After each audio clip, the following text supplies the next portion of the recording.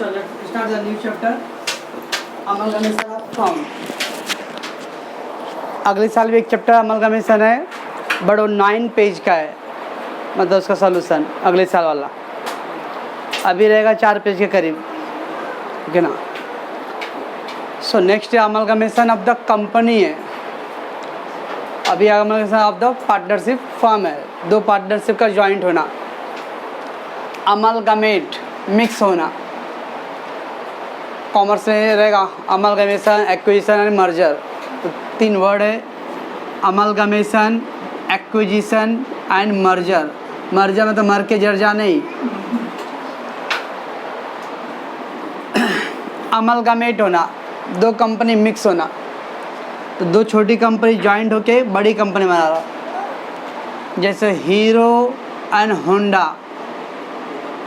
तो hero Honda बोलते हैं, अब अलग हो गए फिर से लोग, नहीं तो पहले हीरो इंडिया की कंपनी था, होंडा जापानीज़ कंपनी था, वो दोनों जॉइंट होके हीरो होंडा बना। वैसे मारुति एंड सुजुकी, तो Maruti Suzuki, Maruti Indian company है, सुजुकी जापानीज स्पेनिश क्या इटालियन रहेगा कोई, वो दोनों कंपनी जॉइंट होके बना मारुति सुजुकी। ये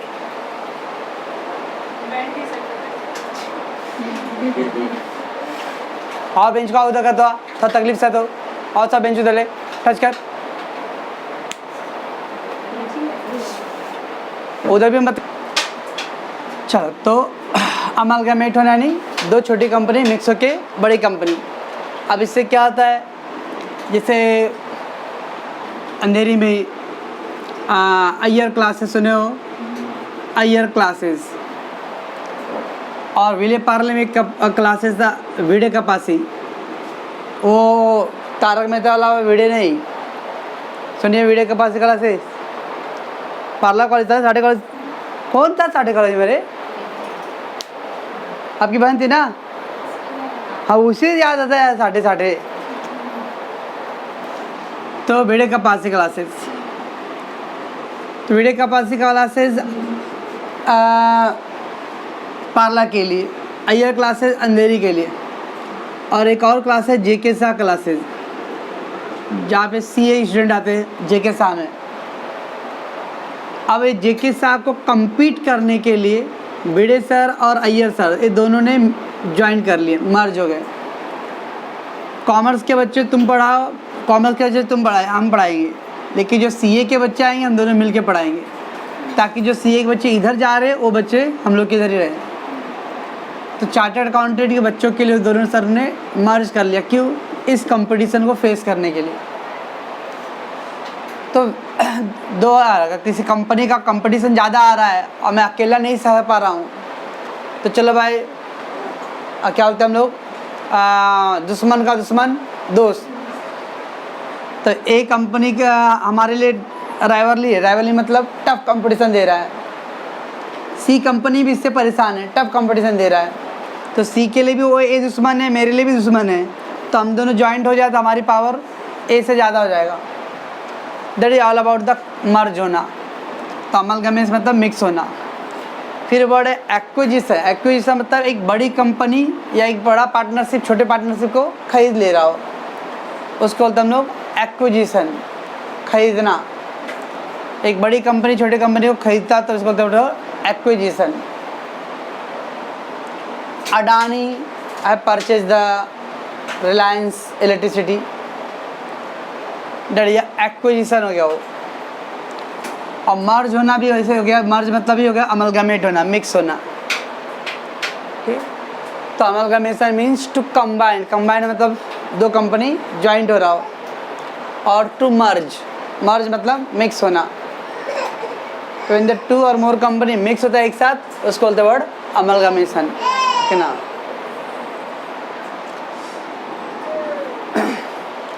टू और मोर फर्म, कभी कभी टू और मोर फर्म मतलब, अब जैसे याद रखो डायग्राम में A B firm P Q firm है, दोनों जॉइंट होके क्या बना लिया, A B P Q firm. वो नाम कुछ भी दे देंगे लोग,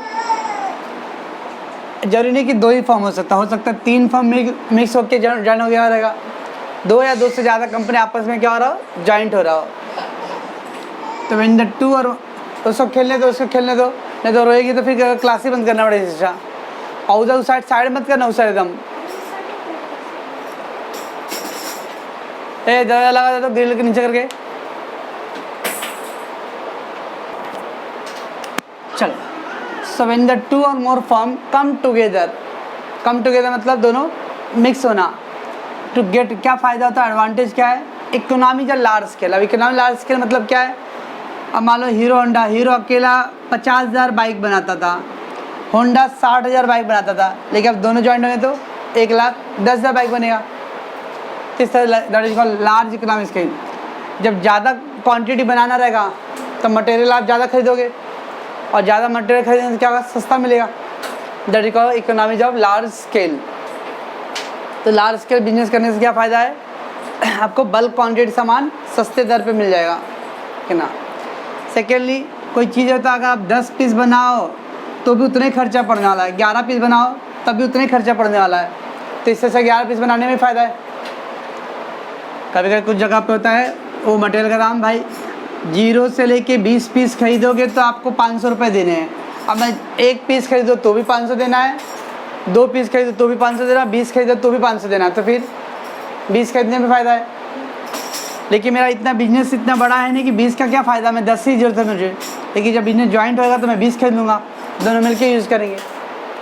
that is called word economy of large scale. Large scale production ज़्यादा होगा। इंक्रीजिंग द एफिशिएंसी मतलब काम करने की जो कैपेसिटी हो इंक्रीज हो जाएगा। And avoiding the competition. अभी तक हम दोनों ही एक दूसरे को कंपटीशन दे रहे थे, अब हम दोनों ज्वाइंट होकर किसी तीसरे को कंपटीशन देंगे। That is called avoiding the competition. And the business क्या होगा?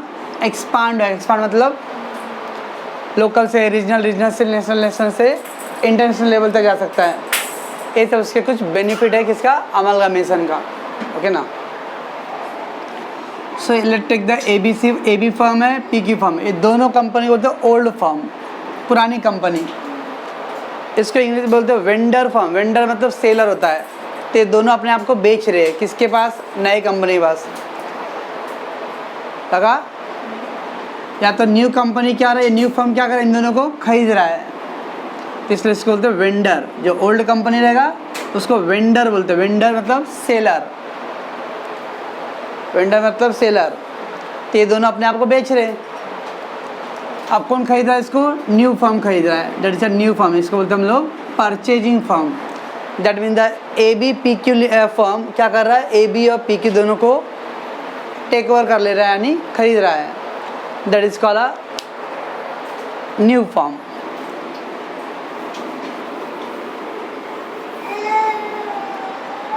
So you can say ABPQ firm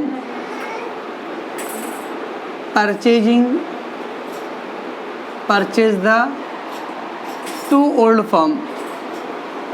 कौन सा two old firm? AB firm and PQ firm। तो AB और PQ को कौन खरीद लिया? AB PQ ने। तो एबी पीक्यू जो न्यू फर्म है उसने खरीद लिया। तो न्यू फर्म को क्या बोलेंगे हम लोग? Purchasing firm. किसको खरीदा? दोनों ओल्ड वाले को। तो ओल्ड वाले क्या बोलते हैं हम लोग? Vendor firm. ठीक है, पुरानी कंपनी को हम लोग बोलते हैं वेंडर, और जो नया जिसने खरीदा उसको बोलते हैं हम लोग परचेजिंग फर्म और न्यू फर्म। ठीक है, अब खरीदा तो पैसे देना पड़ेगा। तो न्यू फर्म जब इन दोनों कंपनियों को परचेज करेगा तो फ्री में नहीं, उसके पेमेंट करने पड़ते हैं। उसको वर्ड बोलते हैं पीसी, पर्सनल कंप्यूटर नहीं। New firm taken over the old firm at a particular price is called a purchase consideration. Purchase consideration मतलब जिस प्राइस पे वो दोनों को खरीद रहा है उसको बोलते हैं purchase consideration.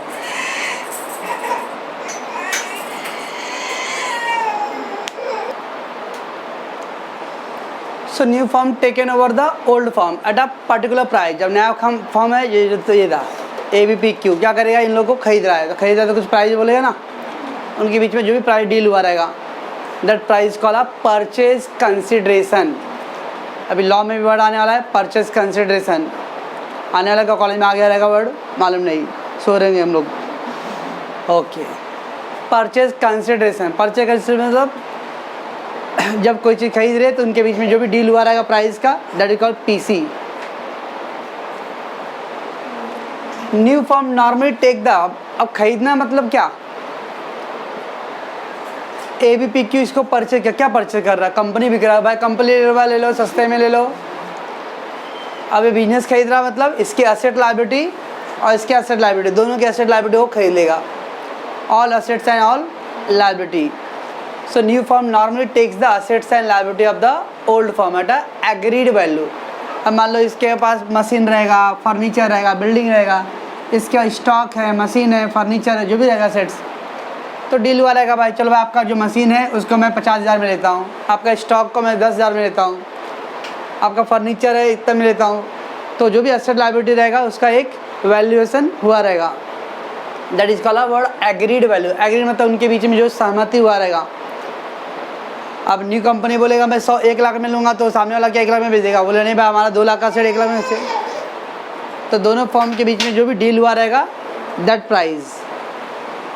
So purchase consideration can अब ओके, तो व्हाट इज परचेज कंसिडरेशन मतलब परचेज प्राइस। न्यू फर्म जिस प्राइस पे खरीदता है उसको बोलते बनो purchase price. Purchase consideration can be calculate 2 वे। अब इसको पीसी कैसे कैलकुलेट करते हैं तो 2 तरीके होते हैं, नेट एसेट मेथड एंड दूसरा है लमसम मेथड।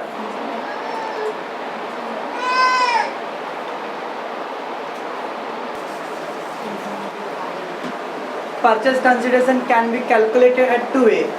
पीसी कैलकुलेट करने 2 तरीके होते हैं, एक नेट एसेट मेथड होता है और दूसरा लमसम मेथड होता है। अब नेट एसेट मेथड ज़्यादातर 90% केसेस, 90 का 99% केसेस में हम लोग इसी से करेंगे, नेट एसेट मेथड।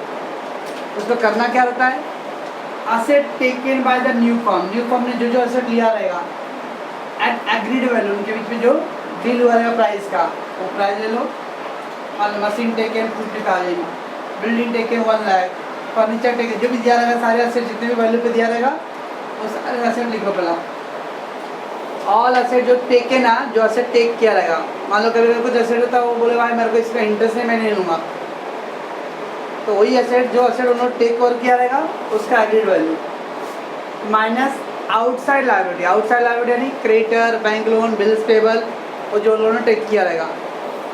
तो asset taken by the new firm at a agreed value minus outside liability taken by the new firm at agreed value. दोनों एग्रीड वैल्यू मतलब उनका जो भी डील हुआ है प्राइस, तो खाली इतना आ रहा है asset taken by the new firm minus outside liability taken by the new firm.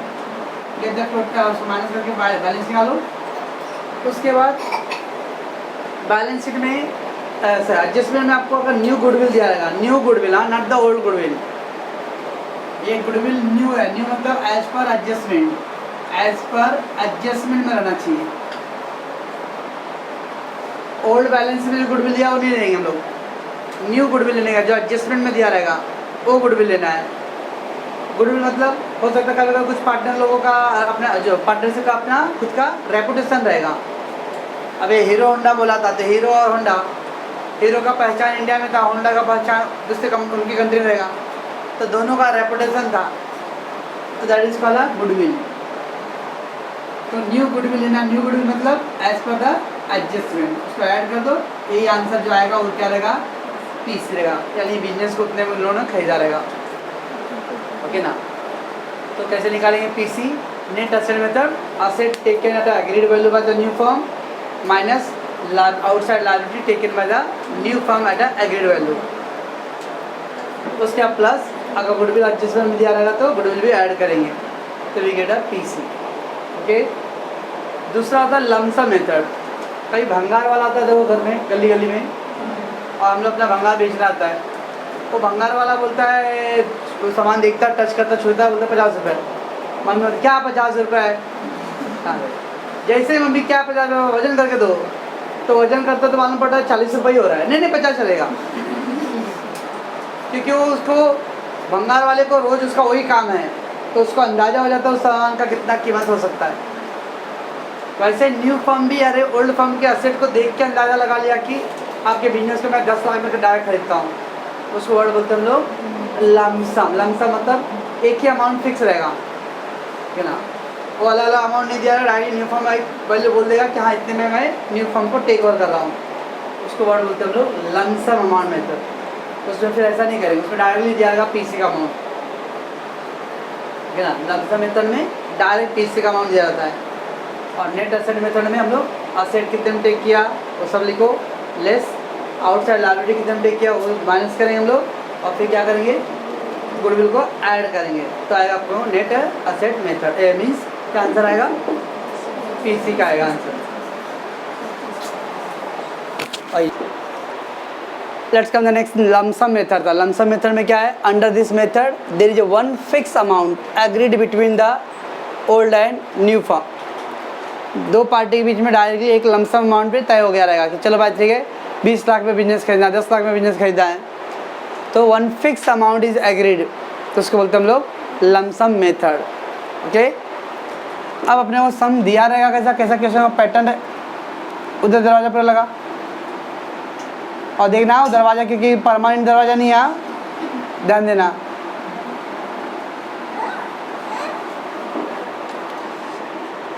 Old balance sheet अब बोथ द ओल्ड फॉर्म, दो फॉर्म का ज़्यादातर आपके जो सिलेबस में दो फॉर्म का ही रहेगा और दोनों का ओल्ड बैलेंस शीट दिया रहेगा।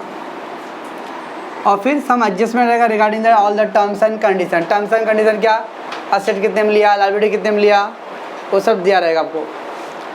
तो क्वेश्चन में आपको दो ओल्ड बैलेंस शीट रहेगा दो फॉर्म का, और प्लस क्या रहेगा adjustment regarding all the terms and condition. करना क्या रहेगा, what we need to prepare. अब ओल्ड बुक क्लोज करना पड़ता है और फिर न्यू बुक भी क्लोज करना है। तो पहले हम लोग in the books of old book, हाँ in the books of old form, पुराने बुक में क्या करेंगे हम लोग, क्या क्या ड्रॉ करेंगे, रियलाइजेशन अकाउंट। पहला क्या ड्रॉ करेंगे, रियलाइजेशन। कुछ याद है रियलाइजेशन 12th में डिजोल्यूशन चैप्टर था एक, कौन सा था, तो डिजोल्यूशन, जिसमें सारा असेट लायबिलिटी लिखते थे, असेट सब इधर लिखते थे, लायबिलिटी इधर लिखते थे, बाद में असेट सोल्ड किया तो इधर, लायबिलिटी पे किया तो इधर क्रॉस होता था, डिजोल्यूशन चैप्टर। तो उस पर realization account, then capital account, और फिर कभी कभी कैश, सब जगह हमेशा तो नहीं बट कभी कभी कैश अकाउंट ड्रॉ करेंगे, कभी करेंगे देखेंगे सब में।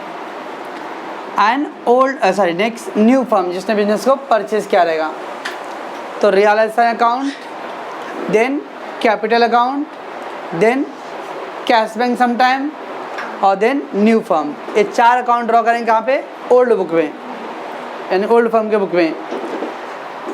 न्यू बुक में क्या करना पड़ेगा, पहले हम लोग को न्यू बुक में जर्नल एंट्री करना पड़ेगा, 4-5 जर्नल एंट्री करने होते हैं न्यू बुक के अंदर। उसके बाद फिर न्यू बुक के अंदर कैपिटल अकाउंट ड्रॉ करना पड़ता है, और बाद में फिर न्यू बुक के अंदर क्या करना पड़ेगा, न्यू बैलेंस शीट ड्रॉ करना पड़ेगा। जर्नल एंट्री, उसका कैपिटल अकाउंट, कैपिटल अकाउंट भी कभी कभी नहीं बोलता है, मतलब जरूरत नहीं पड़ेगा, कभी कभी जरूरत पड़ेगा, और देन न्यू बैलेंस शीट। इतना काम करना पड़ता है, तो करीब 3-4 पेज तो आराम से जाएगा ही। एक सम, हाँ एक सम, 4 सब पेज में 4 सम नहीं बोला। रियलाइजेशन, अब ये रियलाइजेशन अकाउंट मान लो अगर 2 ओल्ड बुक रहेगा तो दोनों की ओल्ड बुक में 4 अकाउंट है, 4 अकाउंट है तो 8 अकाउंट बनेगा। और फिर न्यू वाले बुक में जर्नल एंट्री करना है, कैपिटल अकाउंट, बाद में फिर बैलेंस शीट करना है। तो what we need to prepare, क्या बनाना रहेगा ओल्ड बुक में, मान लो ए बी ओल्ड बुक है, पी की ओल्ड बुक है, तो ए बी वाले में क्या करूँगा मैं, realization account, capital account, cash account, new firm. फिर पी की भी ओल्ड बुक है, उसमें भी realization account, capital account, cash bank और न्यू फॉर्म। और फिर नया जो अगर इन दोनों को कंबाइन करके बनेगा, मान लो सी डी लिमिटेड, नया फॉर्म का नाम उन्होंने डाला सी डी लिमिटेड, उसके अंदर क्या करना रहेगा, journal entry, capital account and new balance sheet. इतना वर्क करना रहेगा। ओके चलो बच्चों, इस सम का मेजर और इम्पॉर्टेंट पार्ट, सम के पॉइंट ऑफ व्यू, सम कैसे करते, तो पहले हम लोग को ओल्ड बैलेंस शीट के आइटम को ट्रांसफ़र करना पड़ता है। Old balance sheet item have to be transfer, तो कौन सा आइटम किस जगह पे ट्रांसफ़र करना है, दैट इज़ इम्पॉर्टेंट। तो पहले चलो असेट साइड आ जाते हैं। असेट साइड में पहला फिक्टिशियस असेट्स, फिक्टिशियस असेट हम लोग पढ़ चुके हैं अकाउंट 1 में 2 में वर्टिकल वाले में, तो वो उतना तो नहीं रहेगा, ज़्यादातर profit loss account, debit balance, या प्रीलिमिनरी एक्सपेंस या फिर एडवर्टीजमेंट रहेगा। तो इस तरह का जब फिक्टिशियस एसेट है उसको कहाँ लिखते हैं हम लोग, कैपिटल अकाउंट डेबिट साइड। है ओ आर क्या है, ओल्ड रेशियो, ओ आर मतलब ओल्ड रेशियो। तो फिक्टिशियस एसेट को क्या करते हैं हम लोग, कैपिटल अकाउंट डेबिट साइड में ओल्ड रेशियो में डिस्ट्रीब्यूट करते हैं। Fictitious assets capital account debit side old ratio में डिस्ट्रीब्यूट करेंगे। मैं ओल्ड रेशियो बोल रहा हूँ क्योंकि जब न्यू पार्टनरशिप बने उसमें न्यू रेशियो भी रहेगा। तो हम लोग ये ओल्ड बुक कर रहे हैं तो उसमें ओल्ड रेशियो आएगा, न्यू बुक में न्यू रेशियो आएगा। तो फिक्टिशियस एसेट को क्या करते हैं हम लोग, कैपिटल अकाउंट डेबिट साइड में डिस्ट्रीब्यूट करते हैं। क्या क्या रहेगा, profit loss account debit balance, preliminary expenses या एडवर्टीजमेंट रहेगा। इस तरह से फिक्टिशियस एसेट रहेगा, उसको कैपिटल अकाउंट के डेबिट साइड में ओल्ड रेशियो में डिस्ट्रीब्यूट करना है। देन कैशबैक में दो पॉसिबिलिटी रहेगा। कैशबैक में देखने आगे सब में दिया है न्यू पार्टनरशिप टेकन और नॉट टेकन। कभी कभी दिया रहेगा कि cashback not taken by the new partnership. तो अगर cashback if taken by new firm, cashback को भी नया फर्म ने ले लिया है तो रियल अकाउंट डेबिट साइड में डालेगा। और अगर कैशबैक को नॉट न्यू फर्म ने नहीं टेक ओवर किया रहेगा तो फिर सेपरेट कैश, अभी जो मैंने बोला था कैशबैक अकाउंट भी ड्रॉ करते हैं, कभी कभी नहीं बनेगा कैशबैक अकाउंट। ओल्ड बुक में 4 अकाउंट ड्रॉ करना है, realization account, capital account, cash bank and then new firm. तो कैश बैंक कभी कभी बनाना है, कभी कभी नहीं बनाना, वो यही है। अगर कैश बैंक न्यू फर्म ने नहीं टेक किया रहेगा मतलब ओल्ड फर्म के पास ही रहेगा तो ओल्ड फर्म सेपरेटली एक अकाउंट ड्रॉ करेगा। कौन सा अकाउंट, कैश बैंक अकाउंट। अगर टेकन रहेगा तो रियलाइजेशन डेबिट साइड में, न्यू फर्म ने कैश को नहीं टेक किया रहेगा तो सेपरेट कैश बैंक अकाउंट बनाओ उसके डेबिट साइड में। कैश अगर न्यू फर्म ने टेक किया रहेगा तो कहाँ लिखेंगे उसको, रियलाइजेशन अकाउंट डेबिट साइड में। कैश को अगर न्यू फर्म ने टेक नहीं किया रहेगा तो उसको हम लोग कहाँ लिखेंगे, cash bank account debit side में। अल्टीमेट असेट्स का मतलब ही होता है क्या, डेबिट साइड। तो देखो सब डेबिट साइड ही रहेगा, असेट का जितना भी है सब डेबिट साइड रहेगा। असेट जो भी है सब डेबिट साइड ही जाएगा और लायबिलिटी जो भी रहेगा वो सब देखो क्रेडिट साइड रहेगा, क्रेडिट साइड रहेगा। तो असेट का कोई भी आइटम है तो 100% डेबिट साइड ही जाएगा। ओके, उसके बाद अगर करंट अकाउंट दिया रहेगा तो करंट अकाउंट कहाँ लिखेंगे हम लोग, capital account debit side. Current account अगर दिया रहेगा असेट साइड में तो उसको हम लोग capital account debit side. Then rest of all rest of all मतलब machine, building, furniture, stock, prepaid जो भी रहेगा बाकी सब। Rest of all asset whether taken और नॉट टेकन, वेदर टेकन और नॉट टेकन मतलब न्यू फर्म ने टेक किया हो या नहीं टेक किया हो, वो सब कहाँ लिखेंगे, रियलाइजेशन अकाउंट डेबिट साइड में। फिक्टिशियस और कैश और करंट अकाउंट को छोड़ के बाकी जो भी बच गया रहेगा, machine, furniture, building, stock, prepaid, loans advance, वो सब उधर दिया रहेगा clear. Machinery not taken, furniture not taken, नहीं टेकन तो भी हम लोग कहाँ लिखेंगे उसको, रियलाइजेशन डेबिट। बाकी ऑल असेट्स को वेदर टेक और not take realization account debit side में डालते हैं, है ना। और एक पॉइंट मैं इधर पे भूल गया था, ये आरडीडी का। अगर डेटर दिया रहेगा, डेटर में -1000 आरडीडी है तो आरडीडी कहाँ लिखते हैं हम लोग, realization account credit side. RDD को हमेशा रियलाइजेशन अकाउंट क्रेडिट साइड। सब में दिया रहेगा ऐसा डेटर 50,000 लेस आरडीडी 2000 तो इधर 48 आया। तो हम लोग क्या करेंगे, जो 50,000 का डेटा ग्रॉस अमाउंट है ये पूरा हम लोग लिखेंगे रियलाइजेशन अकाउंट डेबिट साइड, और जो 2000 रुपये है उसको लिखेंगे रियलाइजेशन अकाउंट क्रेडिट साइड। और वो 48 को भूल जाओ कि वो दोनों का माइनस करके 48 आया। जब हम लोग रियलाइजेशन अकाउंट ड्रॉ करेंगे तो उसके अंदर डेटर को डेबिट साइड लिखेंगे और आरडीडी को क्रेडिट साइड लिखेंगे अलग अलग। डेटर का पूरा 50,000 लिखेंगे और आरडीडी का 2000। डेटर डेबिट साइड लिखेंगे रियलाइजेशन के और आरडीडी रियलाइजेशन के क्रेडिट साइड लिखेंगे। तो था पहला असेट साइड का पोस्टिंग। तो पहला fictitious assets, capital account debit side, old ratio. Cash bank का 2 ऑप्शन है, if taken realization debit, if not taken realization, if not taken separate account cash bank account के डेबिट साइड। करंट अकाउंट दिया रहेगा तो उसको भी capital account में transfer कर देंगे हम लोग। And rest of all assets, rest of all मतलब बाकी जो बच गया सब आँख बंद करके इधर टेकन और नॉट टेकन दिया रहेगा, रियलाइजेशन अकाउंट के डेबिट साइड जाएगा। ये वो असेट्स है और RDD realisation credit side. Okay, liability side में पहला capital account credit side, capital account को capital account credit side, current account capital account के क्रेडिट साइड, करंट और कैपिटल सब मिक्स करके कैपिटल अकाउंट में डाल देते हैं। उसका रिजर्व्स कैपिटल अकाउंट में credit side old ratio. Reserve क्या रहेगा? General reserve, revenue reserve, profit loss credit balance, sinking fund, कौन सा वर्टिकल स्टेटमेंट में रिजर्व है ना, हाँ तो वही सब रिजर्व रहेगा। तो general reserve, revenue reserve, profit loss credit balance, sinking fund, reserve fund जो भी दिया रहेगा उसको कैपिटल अकाउंट में क्रेडिट साइड ओल्ड रेशियो। जैसे फिक्टिशियस एसेट को capital account debit side old ratio, वैसे रिजर्व को क्या करेंगे हम लोग? Capital account credit side old ratio में डिस्ट्रीब्यूट करेंगे। देन वर्कमैन कॉम्पनसेशन फंड, बहुत सारी कंपनियां वर्कर लोगों का कुछ एक्सीडेंट अगर हो जाएगा तो उसके लिए अलग से फंड क्रिएट कर रखता है। फंड बना लिया क्या, ऐसे क्या करते हैं, ओम नमः शिवाय, ओम नमः शिवाय, वर्कर का एक्सीडेंट हो जाए, भगवान हो जा, ऐसा करेंगे क्या? कोई नहीं चाहेगा कि वर्कर का एक्सीडेंट हो जाए, तो फंड बना के रखा है इमरजेंसी केस के लिए। अब 1 लाख का फंड बनाया, लेकिन मान लो भगवान के दया से इस साल कोई एक्सीडेंट नहीं हुआ, तो 1 लाख किसका रहेगा? वर्कर को दे दो, भाई आप लोग का एक्सीडेंट नहीं हुआ, इसलिए खुशी में वो वर्कर कंपनी के पास ही रहेगा पैसे। अगर मान लो उसमें से 40,000 रुपये का इस साल वर्कर लोग को देना पड़ गया, लाइबिलिटी नुकसान कर, उनका कुछ नुकसान हो गया वर्कर लोगों का, तो 40 देना पड़ा, तो बाकी 60,000 कंपनी का रहेगा।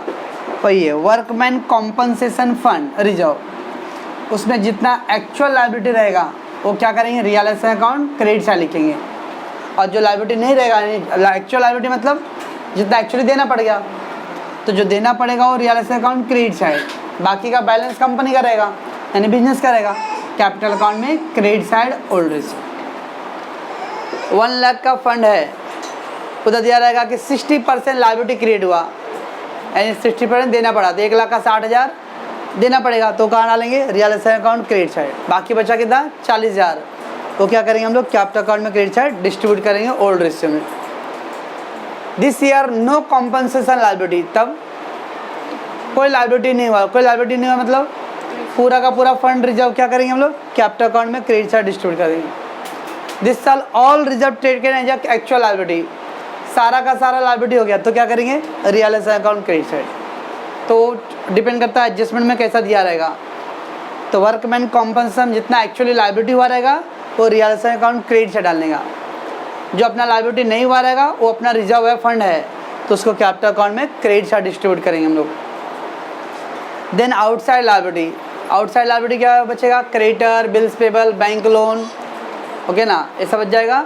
आउटस्टैंडिंग एक्सपेंसेस सब टेकन, अगेन इसमें भी टेकन और नॉट टेकन, कहाँ लिखे इसको? जैसे ये था ना असेट में टेकन और नॉट टेकन, वैसे इसको भी रियलाइजेशन अकाउंट क्रेडिट साइड डालेंगे।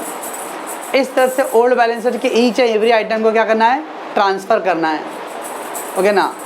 उसके बाद फिर एडजस्टमेंट करना पड़ेगा, ओके। तो पहले असेट साइड में पहला पकड़ो फिक्टिशियस को, fictitious capital account debit side old ratio. Then cash में 2 possibility, if taken realization debit side, if not taken separate account, cash में अकाउंट ड्रॉ करो उसके डेबिट साइड में।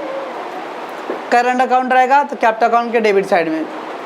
इतना याद रखना है कि असेट साइड का कोई भी आइटम रहता है सब डेबिट साइड ही लिखना है, चाहे जहाँ पे लिखना है।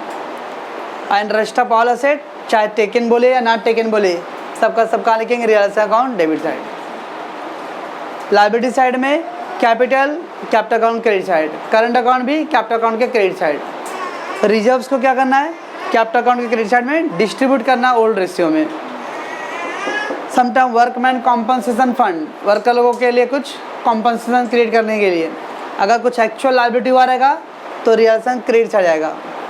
कोई लायबिलिटी क्रिएट नहीं हुआ रहेगा तो कैपिटल अकाउंट में क्या करें? उसको डिस्ट्रीब्यूट कर देंगे क्रेडिट साइड में ओल्ड रेशियो में। And rest of all liability taken और not taken realisation account credit side, okay. ये था अभी आज हम लोगों ने क्या क्या asset balance old balance sheet को कैसे ट्रांसफ़र करना है। अगले एपिसोड में देखेंगे हम लोग जर्नल एंट्री, ओके ना, एडजस्टमेंट का।